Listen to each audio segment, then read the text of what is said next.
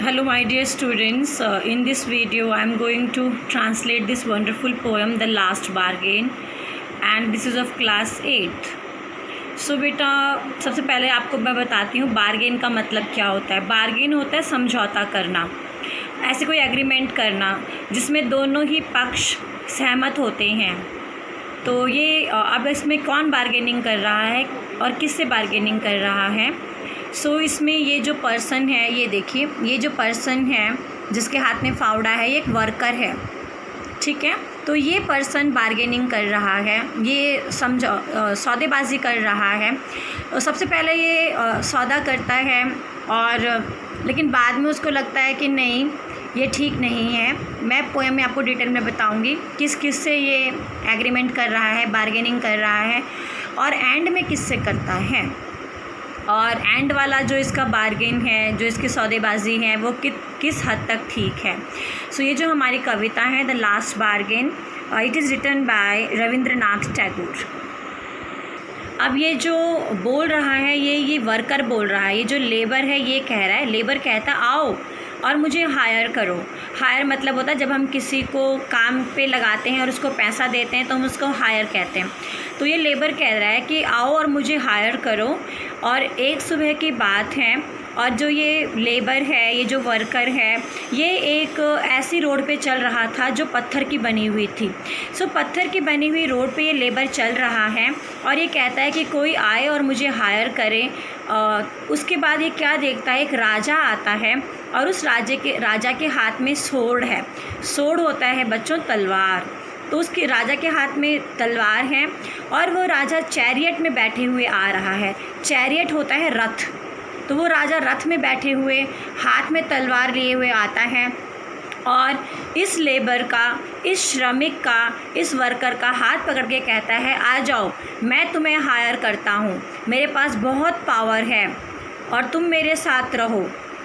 क्योंकि आपको पता है जो राजा होता है उसमें कितनी शक्ति होता है। तो कहता है मेरे पास बहुत शक्ति है और तुम मेरे साथ आ जाओ, तुम मेरे लिए काम करो। लेकिन इस श्रमिक को लगा कि ये जो राजा है इसकी पावर कुछ नहीं है, ये कोई शक्तिशाली नहीं है। नॉट मतलब नथिंग, क्योंकि कभी भी कोई और राजा इसके ऊपर आक्रमण कर सकता है और इसको बंदी बना सकता है। तो इस श्रमिक ने सोचा, वर्कर ने सोचा कि मैं इस राजा के साथ नहीं जाऊंगा क्योंकि इसकी जो पावर है ये लॉन्ग लास्टिंग नहीं है। किसी भी समय कोई और राजा इसके ऊपर आक्रमण कर सकता है और इसको बंदी बना सकता है। तो मैं ऐसे राजा के साथ नहीं जाऊंगा जिसकी पावर क्या है, टेम्पररी है। अब आगे देखो क्या होता है इस श्रमिक के साथ। और जो राजा है वापस अपने रथ में बैठ के चला गया। मैंने आपको बताया चैरियट मतलब रथ। In the heat of the mid day the houses stood shut doors. अब बहुत दिन का समय हो चुका है, बहुत ज़्यादा गर्मी हो रही है, तो घरों के जो दरवाजे हैं वो बंद हैं। अब ये जो श्रमिक है, ये जो वर्कर है, ये जो लेबर है, ये टेढ़ी मेढ़ी गलियों में घूम रहा है। वॉन्डर्ड घूम रहा था, क्रूक्ड टेढ़ी मेढ़ी गलियाँ। सो अब ये दिन दोपहर में तेज़ धूप में ये जो श्रमिक है ये टेढ़ी मेढ़ी गलियों में घूम रहा था। अब उसके बाद क्या, एक बूढ़ा व्यक्ति आया और उसके हाथ में सोने का बैग था, सोने का थैला था, सोने से भरा हुआ थैला था। और उस बूढ़े व्यक्ति ने सोचा, पॉन्डर्ड मतलब बहुत ध्यान से सोचा, बहुत गहन विचार किया और उसने बोला आओ, मैं तुम्हें अपने इस पैसे से हायर करता हूँ, मेरे पास बहुत पैसा है, तो तुम आ जाओ, मैं तुम्हें हायर करता हूँ, तुम मेरे लिए काम करो। अब उसने अपने पैसे एक एक करके उछाले और मुझे दिखाया, लेकिन मैंने उसका जो ये ऑफ़र है ये भी ठुकरा दिया। टर्न अवे मतलब ठुकरा दिया, क्योंकि ये जो इसका पैसा है ये हमेशा के लिए इसके साथ नहीं रहेगा। क्योंकि जो बेटा पैसा होता है ये किसी के पास भी हमेशा नहीं रहता। पैसा तो आता जाता रहता है, कभी हमारे पास धन ज़्यादा होता है, कभी हमारे पास धन कम होता है। तो श्रमिक ने सोचा कि ये जो पैसा है ये भी कभी कम होगा, कभी ज़्यादा होगा। तो जब इसके पास धन नहीं होगा तो ये क्या करेगा। तो इसलिए श्रमिक ने इस अमीर आदमी की ऑफ़र को भी ठुकरा दिया। अब उसके बाद क्या हुआ, शाम का समय हुआ, चारों तरफ शाम का माहौल है और एक बगीचे में एक झाड़ी है, हैज होता है झाड़ी, जो कि फूलों से भरी हुई है। और तब वहाँ उस बगीचे में एक सुंदर सी स्त्री आई, एक मेड आई, फेयर मतलब सुंदर सी थी, और उसने मुस्कुराते हुए कहा कि मैं अपनी मुस्कुराहट से तुम्हें हायर करना चाहती हूँ।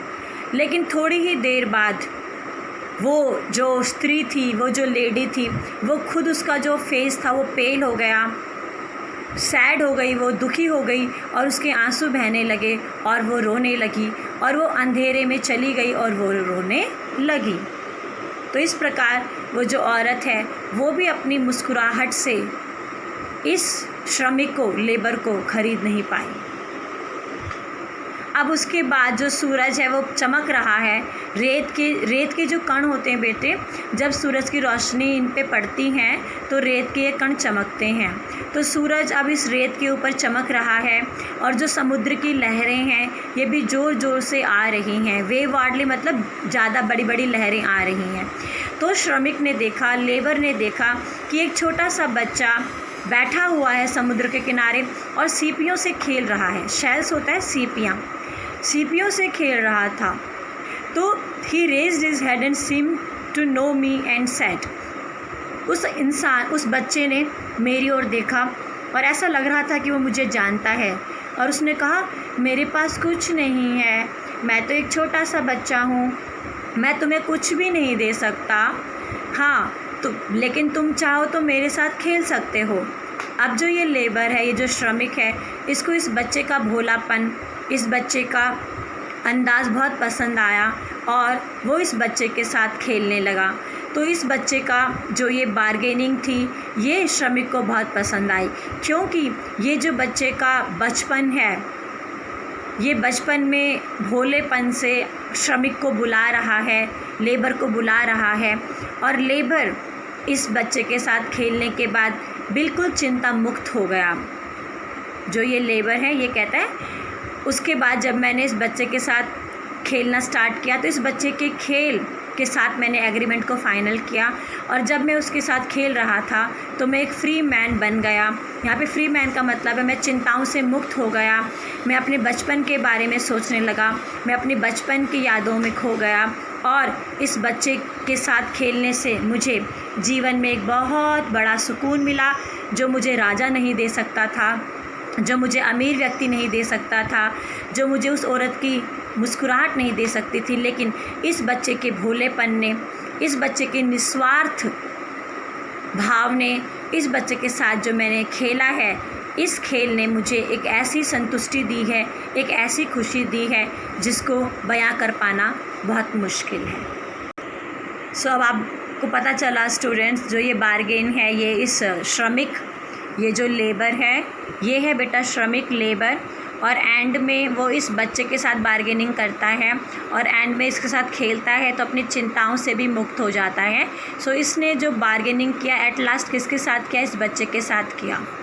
सो आई होप आपको जो ये पोएम है समझ में आई होगी। Thank you, stay safe, stay happy, bye bye.